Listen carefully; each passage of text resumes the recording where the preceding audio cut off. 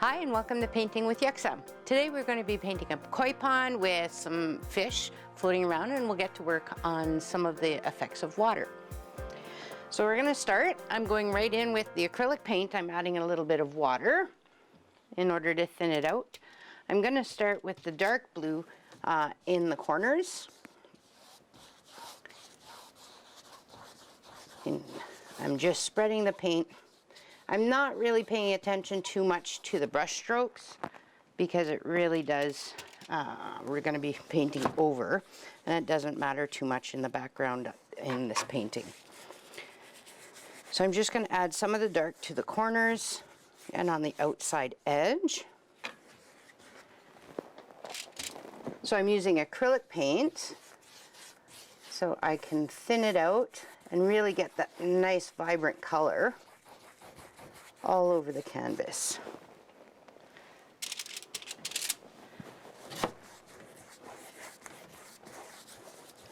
So one of the things with the acrylic paint is that it's always a balance of having the paint too thick, and then as you add either medium or water is when you're getting it to be too thin, and that's just a matter of practice and how long we're going to try and add that color. So here it's a bit lighter, so if you wanted it to be a more vibrant blue, then we can come in just with a bit more paint and add the paint to it. If you wanted it to be a bit more liquidy or lighter, you can add a little bit of water.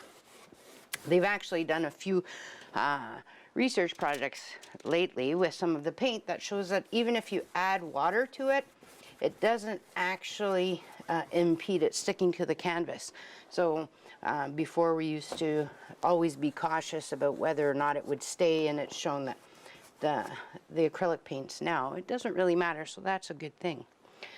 So now that I have the outside covered, I'm going to go in. I haven't washed my brush, so I'm going to go right into the turquoise because I want it to have some of that blue already mixed in.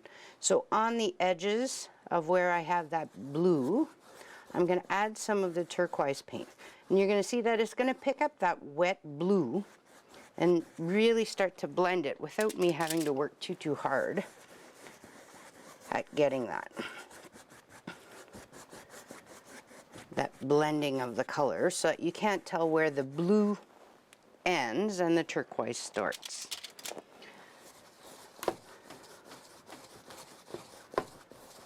I'm just coming in on those edges, blending it in with that nice blue so that you get that subtle variation in the color where we're going to go into that blue or the light blue in the middle.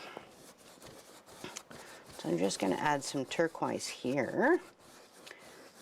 So in this pond that we're painting, I want the light source to be in the middle here and to show a little bit of movement. So the way that I'm going to do that is I'm just going with my brush and I'm picking up a little bit of white, and it has the dark blue still in it and the turquoise, and now I'm adding white. As I add that to the canvas, the first stroke's going to look white, but as I go over it, it'll pick up the turquoise, it'll pick up the blue, and really start to blend and give us some of those light effects that we get with water.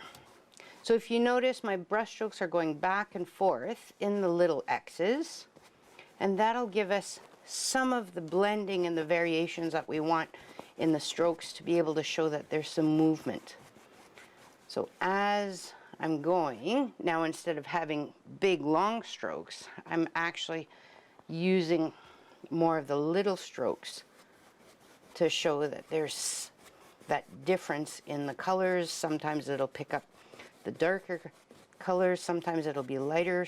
Add a little bit of white here and there just to show that it's not just the uniform one uniform color in the back.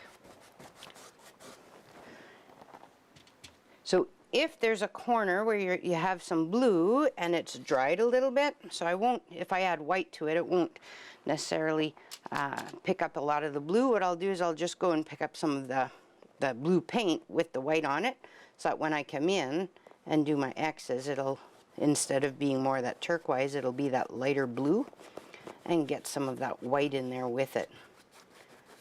So you don't always have to just blend colors either before in your palette. You can blend it on your brush, and then in turn it'll come and blend it on the canvas. So I don't want to make all of that dark blue or that turquoise disappear. I do want to keep some of that so that we have all the different layers going. So now I have the white again, and because this is where I want that focus point to be, that's where I'm just going to come in with a little bit of the white at the end, and it really keeps it a little bit more of the pure white, because there's not too much to blend it with. So here I'm seeing a lot of the brush strokes, so I'm just going to pick up a little bit of the turquoise, and that will help me blend that in a little bit more. So as I'm balancing, I see that it's dark, and then I have the light coming around, and then I have a light spot here. So I think I want to bring some of that motion up here. So this area here is where I'm going to pick up just a little bit of light again, just to be able to bring it back down. There we go, there's a bit of white. To now get that flow, that's looking a little bit more like the water. I'm just going to pick up some blue so that we just don't have random white strokes all there. And just like that, we have the background. That's done. So now I can go and wash off my paintbrush. So the nice thing about acrylics is that you can wash it off just with water. But you do have to watch, especially with the darker colors, that your brush has the paint doesn't stay stuck in the bristles. So I always, give it a good rinse, washing it in and rubbing those bristles on the bottom of that water jar, and then wiping it off on the napkin to really be able to get all that color off. So I'm changing now. We're going to a bit of a smaller flat brush. This one's a little bit angled that I'm going to use to my advantage here. So I'm going into the cadmium green, but I'm just going to put it on the side because I'm going to mix a little bit of that dark blue with it to give it at first I'm going to use the darker green. So in the area where I want that lily pad, what I'm going to do is I'm going to take it from flat, and as I bring it in towards the middle, I'm just going to turn it a little bit so that I'm getting a little bit of that triangle effect. And I'm just going to go around. I'm not really worried about getting too much of a perfect shape of the lily pad right now. It's just to get some of that first basic darkness, the dark color, and that shape that I want. So I'm going to have one up there, and I'm going to do the same, grab a little bit of that cadmium green and a bit of that dark blue, and then I'm going to add one, doing the same thing here, coming down into that point over on this side.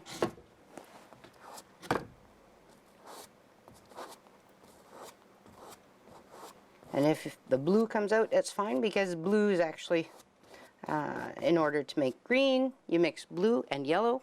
So if you do have a bit of that dark blue that comes out in your mix, don't be too worried about it, because it'll actually look pretty normal to be there. And then down here, I'm going to add a third one, but I'm going to keep it a little bit lighter, because this is where the light is. So again, I want the edges to be a bit bigger, and then coming down into those triangles towards the middle, always. And this is where your brush strokes really do matter, and how you're getting that shape. So now that I have the darker ones, I can come in. I haven't washed my brush, but what I'm going to do is just come in with the same brush with just the cadmium. So that's with the lighter one. And I'm going to pick, remembering that my light source is in the middle, So I don't want too much light on the back end of that lily pad. What I do want is to outline and highlight now some of this side. So, and this is where you can come in and define the edge a little bit better with that roundness, making sure that the center has some of that color and that lightness coming through. So just something like that. And then I'm going to come in and do the same on this one. So this one, this is the darker edge. So on the front edge here, that's where I'm going to use, make sure that I have that round circle. And then I can bring in just some of those highlights towards the center. Making sure that I have that, some of those leaf marks on there. And then the last one down here. The light source is here, so this side of the lily pad, keeping that side darker. There's that round. Let's say this one has maybe a split there. So I'm going to come in and then bring those brush strokes towards the middle. And I'm just going to grab a little bit of that blue to add some of that darkness on that side. So you can add as many layers as you want to really try and get that effect. And the more you play with it, the more blending will happen. And then you can decide at what point enough is enough, because that's always the trick, is knowing when is enough. All right, so I'm going to wash off that brush, because now we're gonna start going in with some of the main shapes for the fish. So I'm going to use the rounded brush. I like the fact that if I need to make a rounded shape, this one's a lot nicer to go with. So on my brush, I'm adding the cadmium red on one side, and then right away I'm adding the cadmium orange. So I have red and orange on my brush, and that'll really help me come in and see some of the variations without too much. So the general fish shape is more of a teardrop, especially for the koi. And you can see that as I paint, it's just naturally, I have orange and red mixing, which is a really nice effect that I don't have to work too hard to have. So that's where I want the first one. And then we're going to come over here, and I'm going to have my bigger fish. So again, it's a almost a teardrop shape. That's going to come in on this side, going to a smaller point at the end where the tail's going to be. And then I'm going to go in and do maybe a third one over here. Let's bring some movement right about there. So that's more or less the composition. You can play with it. You can add little ones if you want, and keep on adding a little bit of color. Remember that if you go over it too many times, then that color will start to blend a lot more, and you won't get that mottled effect that we have. So I still have the orange and the red on my brush. When I'm going to come in, I'm just going to grab a little bit of that yellow, because along the back, I'm just dabbing in some of that yellow paint. And because I have orange and red on my brush as well, and there's orange and red already on here, it's going to just naturally mix that paint. So I'm not dragging too much because I want the paint to stay without getting too blended. So I'm not going over it a whole lot, but I'm using the shape of the brush to give the impression of those scales. So you just want to be aware of where that brush is and what that shape's going to look like as you're coming with it onto the canvas. Something like that. All right, so now I can wash it off. So what we're going to start doing is adding some of the shadows. Now we have the shapes. We can come in. So I'm going to go with the bigger detail brush.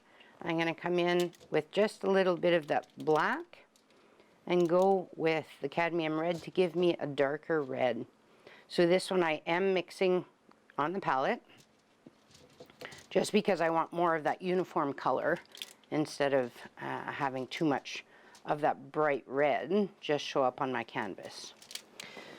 So wherever the light source is, that's where the shadow will tell you where the shadow is. And in this case, the light source is above. So what we're going to start doing is adding some of that darkness underneath. So if the light source is here, we're just going to add some of the shadow to show where on the side of the fish. Whatever side you're picking, remember that every one of your fish is going to have that shadow on the same side. So this one, the light source is coming here, so your shadow is going to be more on this side. And it doesn't have to be exact. In this case, if you do want to get into the more of the realism one, then you would have to play a bit more with it. But generally, it'll just give you the impression of what is out there. So using that same dark one, now I can start adding some of the fins. So when you're doing the fins, what you want to do is, you can get into all the specifics, but really, because it's a little bit more abstract, all we're doing is making sure that they're more or less even and adding a little bit towards one side. So I'm pressing down on my brush and then lifting as it goes. As I move, just from about the side where those gills will be.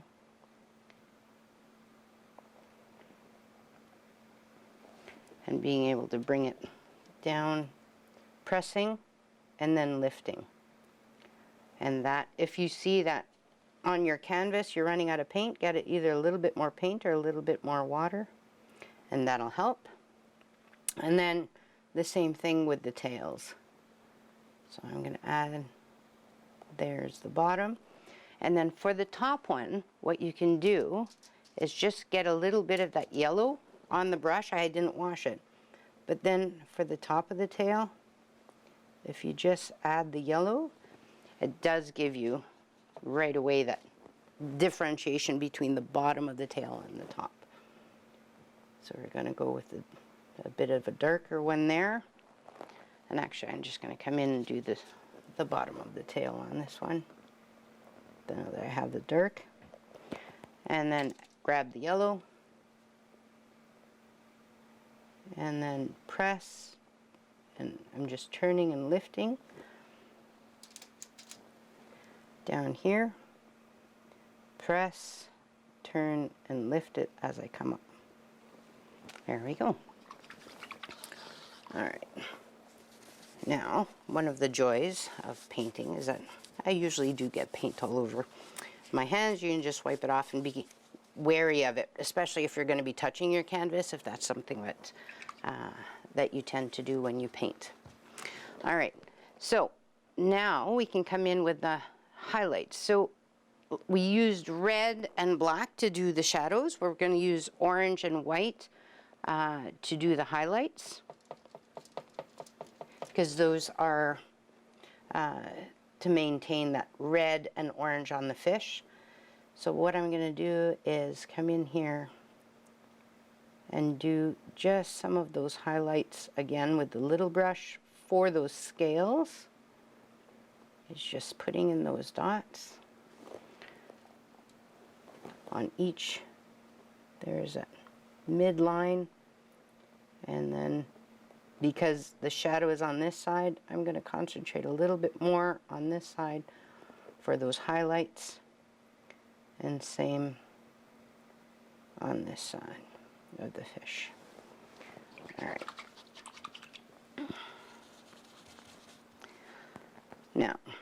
Now that we have the fish more or less done, I'm going to work a little bit more on the water, because now I can really start to play with the movement.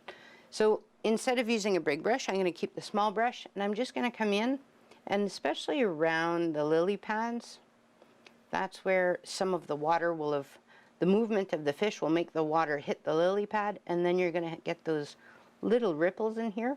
So because our background has a little bit of the variation in color, by using just a dark blue, I'll be able to come in here and add a little bit of some brush strokes that'll give the impression of shadows on there, and that's a really easy way, just by using the difference in color, to show that there's a little bit more movement in the water.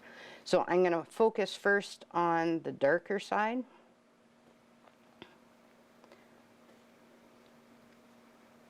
Of where those lily pads are.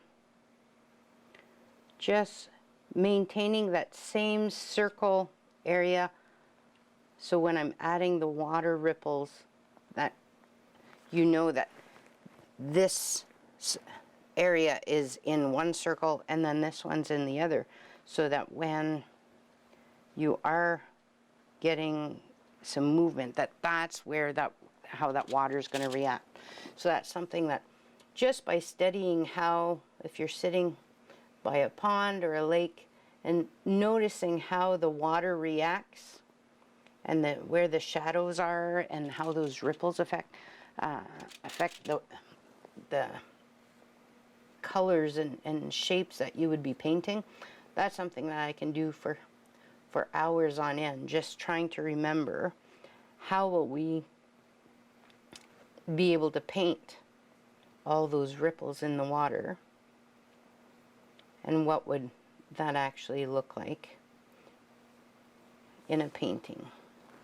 So now that I have the darker blue on there, I'm going to come in and add a little bit of white to the turquoise, and now I'll start doing the same thing, but with some of those highlights in the middle, in those in the lighted areas. And again, it's keeping with those circles as to what area and what direction that brush stroke's going to go. And don't be afraid to paint over those fish, because they're actually underneath the water. So the water, the ripples and all of that will be on top of them, so it'll just add to your realism if you paint a little bit on top of the fish.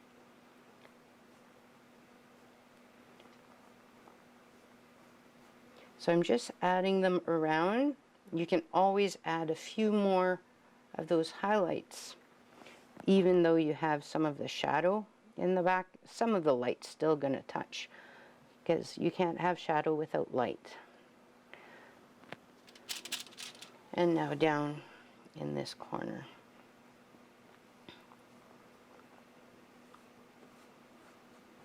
Working there. I'm going to come in with an even lighter color, especially in this area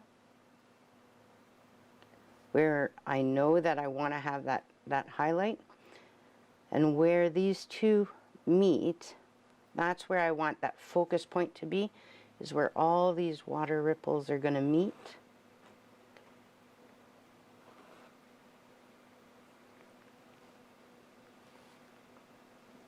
So that's where I can start to overlap a little bit of those circles to show, really get a little bit more movement, or the impression of movement in the painting.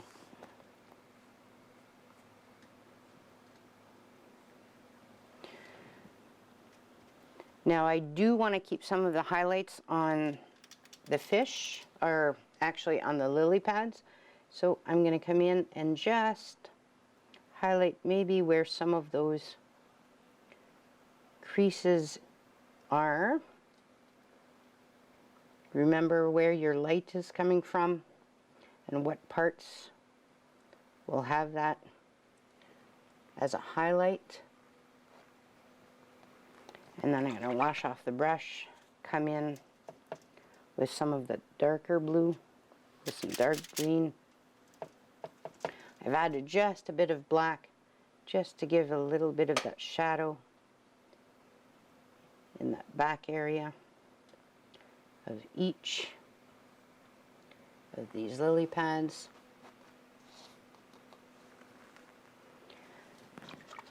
And now we can just put in some of those little details on the fish.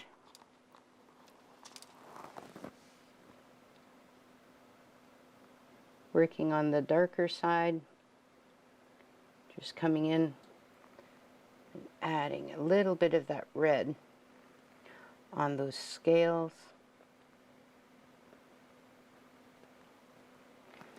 And then a bit of black on the side for those eyes. So remember when you're doing, especially for koi, just remember where their eyes, study a few pictures and really get where those eyes are to be able to not have them look like they have their two eyes in the front where their nose really is. Because the front of the fish, it does usually have a bit of a front almost lip to it. So all I'm going to do is come in here and add a little bit more of that triangle to each. It's not an actual triangle, but more of a rounded one, just to be able to say that there's a differentiation of where their head is. Oh, I got some black in there. And so sometimes you just have to make the paint work for you. There we go. All right.